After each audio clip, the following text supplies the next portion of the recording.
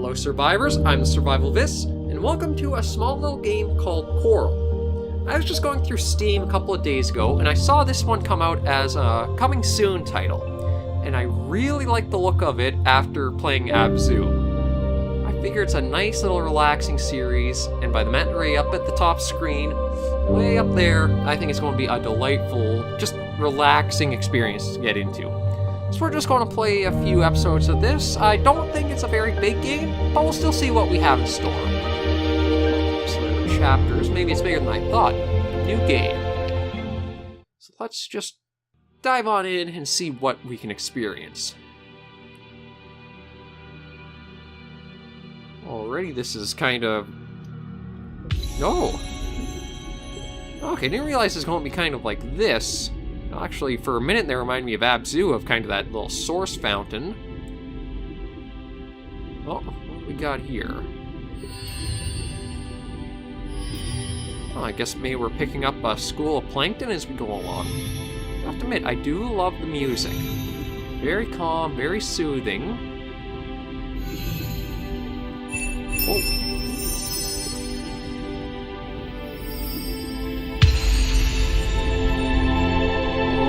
Look at that. That is beautiful, isn't it?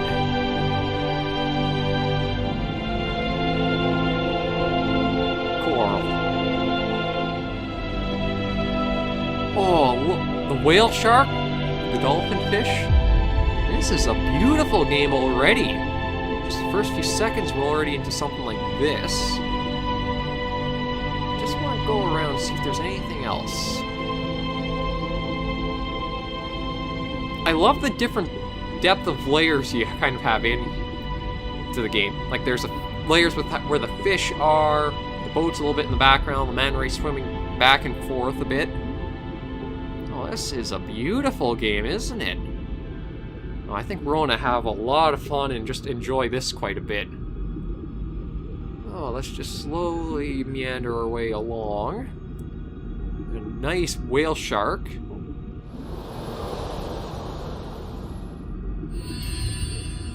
And let's see if... Oh, looks like that one will need 3 of those. I don't know what that was.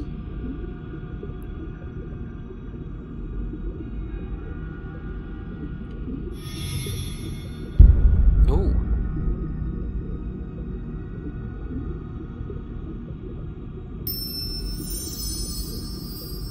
There we go. Okay, so it is... I did read a little bit. It is a bit of a puzzle one, so it looks like what we'll have to do is kind of maybe restore some of the ecosystem as we go along.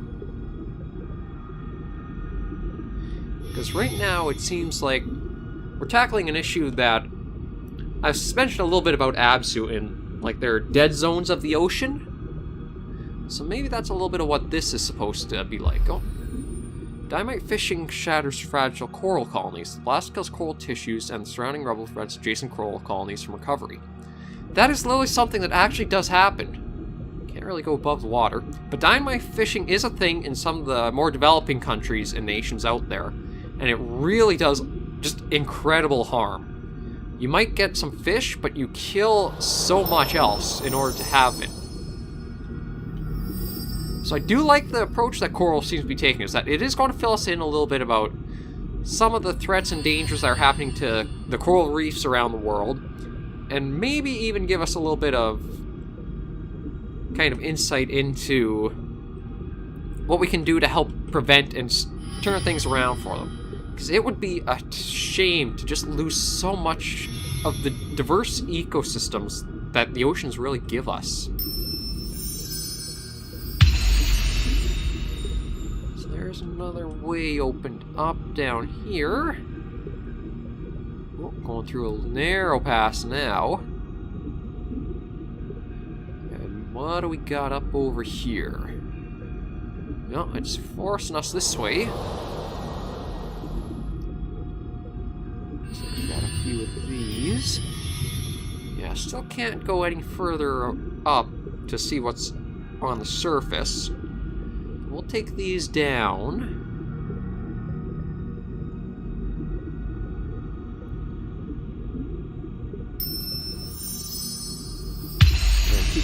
spreading some life and light around. I think those could be barracuda. No. It takes an estimated 100 to 160 years of recovery for a coral reef system to rebuild itself from the effects of dynamite fishing. I wouldn't be surprised if it takes that long. Because of how much damage... It's not just the explosion. Like, whenever you throw dynamite on land or see it, you have the blast radius.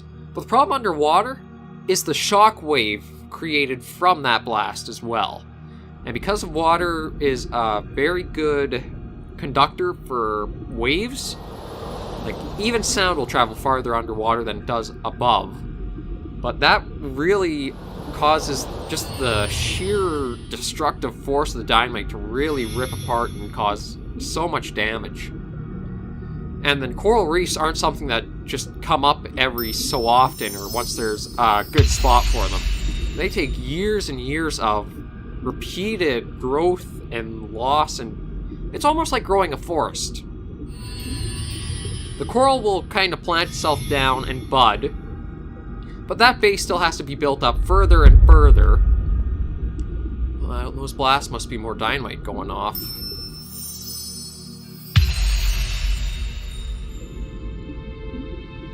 And a shift in the music. I wouldn't be surprised if Yeah, I'm pretty sure this is kind of a representation of what just the seabed turns into after dynamite fishing. Just gaping holes in the seafloor. So much is just gone.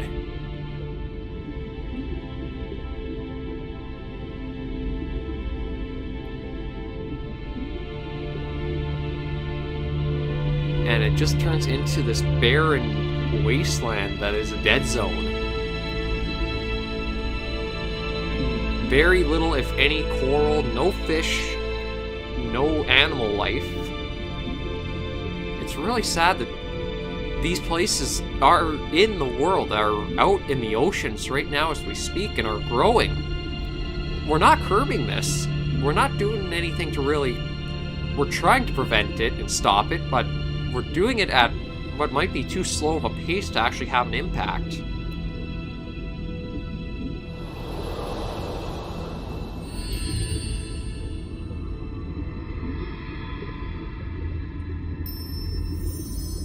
Oh, it looks like, though, we can sort of restore. Okay, so that's how they're doing this one, is to show that you progress. You kind of help rebuild or bring back some things.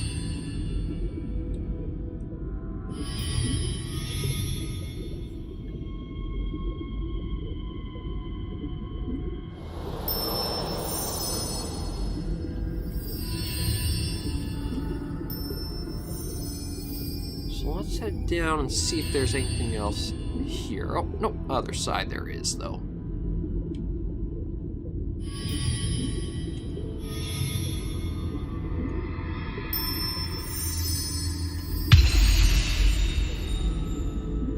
I think we need, yeah, 3 more for that one.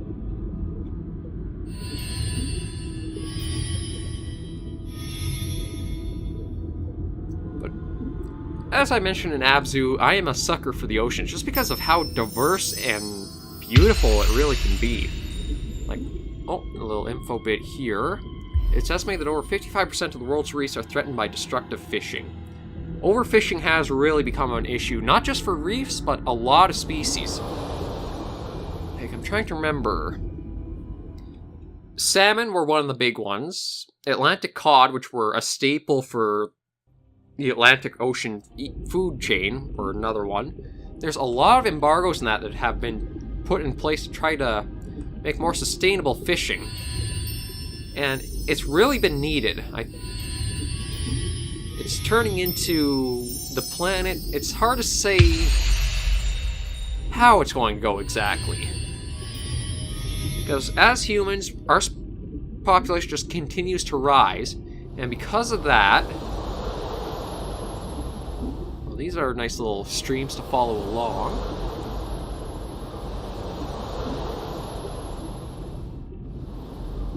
Okay, so looks like we gotta try to avoid getting taken through that. As our population goes up, the demand for more food and resources keeps going higher, but there's only so much the planet will be able to really support. When water is too warm, corals will expel the algae living in their tissues, causing the coral to turn completely white. This pandemy is called coral bleaching. And that's kind of a showcase here, is the coral's colors and pigments and that sometimes come from kind of the little ecosystems within themselves. But the bleaching it's really stark. If you ever Google, like, coral bleaching, it's almost otherworldly to see what you'd expect such bright and vibrant colors to just be and turn into. Nope. Okay, so that gave us a little way through that.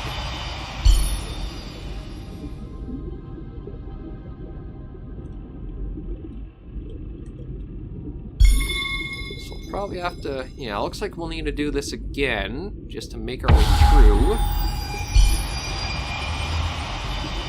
And given that we're seeing the whale shark and we're talking about dynamite fishing, I'm almost inclined to say we're somewhere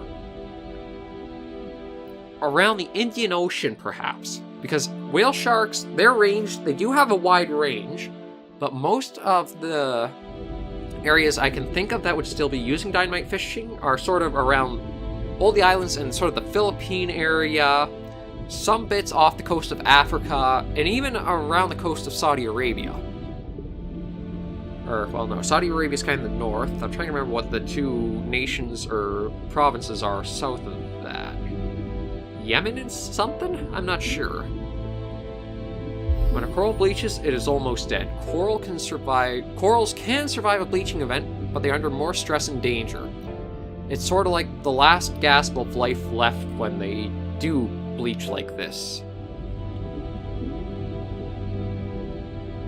The music is a very fitting choice for this kind of environment as we go along. Just this somber starkness. Like, what should be full of bright colors and vibrant life is just this pale, sickly white that looks ghostly. An estimated 36% of coral reefs worldwide have been affected by major bleaching. Half of the Great Barrier Reef has been bleached to death since 2016. That is terrifying, because the Great Barrier Reef is the largest coral reef we know on the planet, I'm fairly sure. I, of course, could be wrong. But think that half of it in just the past 3 years. That is a terrifying reality. The Great Barrier Reef could be lost. And growing up, that was a place, as a kid and being kind of drawn to the ocean, just kind of knew all there was to know about it. Well, not all there was to know about, but it was just a very memorable and knowledgeable landmark that, oh, you want to talk about a coral reef? That's one, no problem to really know about. And to think that half of it could already be bleached is terrifying. We'll need 5 for this one.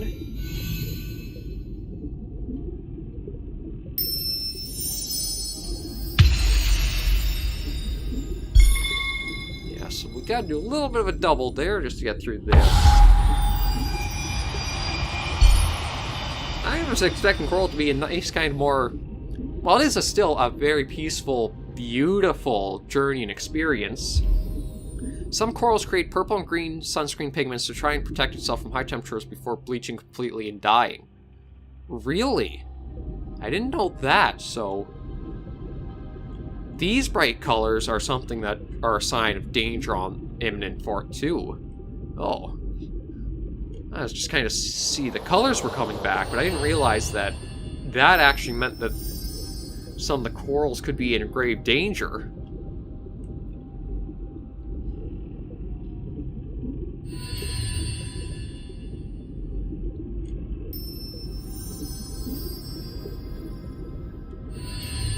Sometimes the real world gets really scary fast when you're talking about it and thinking of it.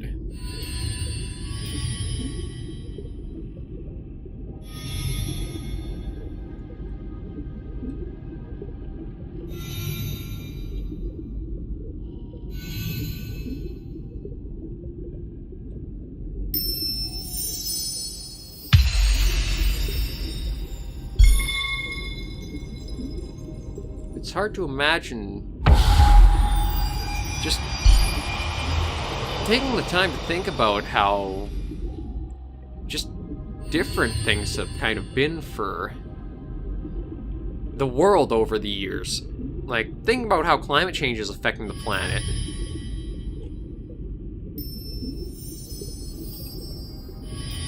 And then looking back and thinking about how this game has come out to say, and I wouldn't be surprised if it's completely correct in saying that half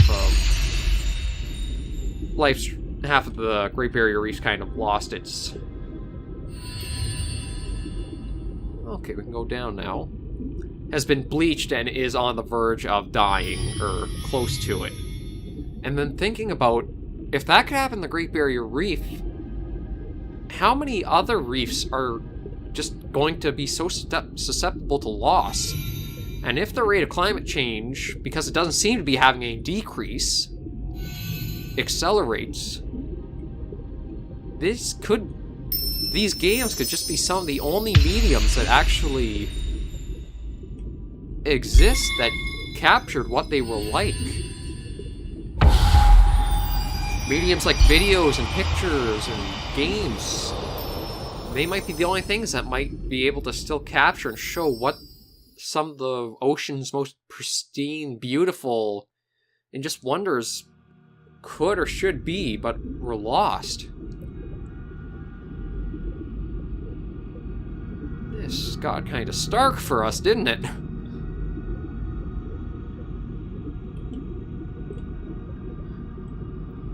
The Gulf Stream transports nearly 4 billion cubic feet of water per second, an amount greater than that carried by all of the world's rivers combined. Okay, so... Oh, and there's a humpback whale. Some of us will... Anybody who's watched the ABZU series will recognize that shape pretty easily.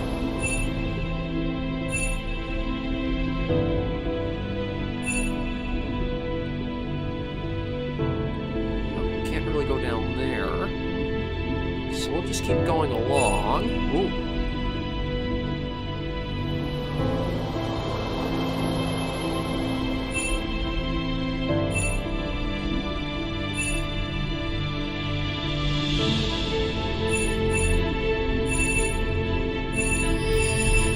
Well, we're getting a really big speed boost going through all this now.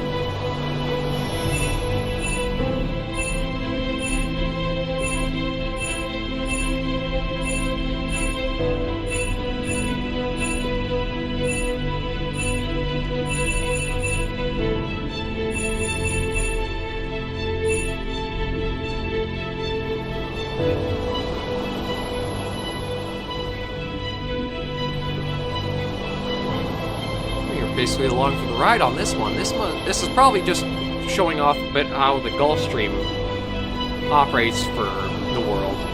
For the Atlantic Ocean, the Gulf Stream is just a continuing cycle and flow of water, plankton, and nutrients just going around the ocean, just keeping life sustained. I'm not going to be surprised if this kind of turns around to... Oh, look at this.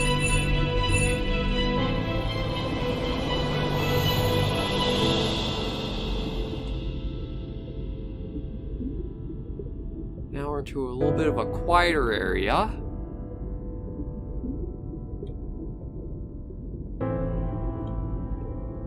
Ocean currents affect the regional climates, marine life, and the cycle of nutrients in the water. The transport of nutrients promotes the prosperity of many species of plants and marine animals. Yeah, so that's a little bit of what we're doing right now, I think, is we're taking all of these to bring a little bit more life back to a reef. Yeah, right here. There we go.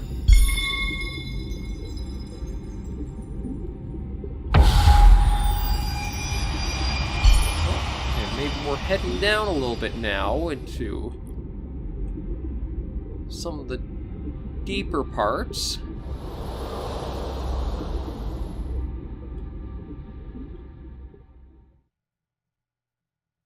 Oh, looks like we're loading into another area. And we're hitting the 20-minute mark. So I'm just going to leave this episode here for Koral. I don't think it's a very large game, so I might only get a few episodes out of it. So this might actually be a series where I'll be doing 2 videos per day. Or this will be a second video to a day, almost. I won't be doing them too often. I'll probably only just have them, like, say, a Monday, Wednesday, Thursday, or Monday, Wednesday, Friday.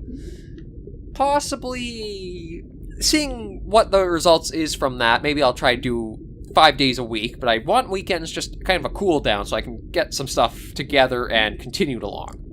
But for now, thank you guys very much for joining me on this episode of Koral. We'll continue the series in just another day or a couple of days. So until next time, survivors, remember to take care and stay alive.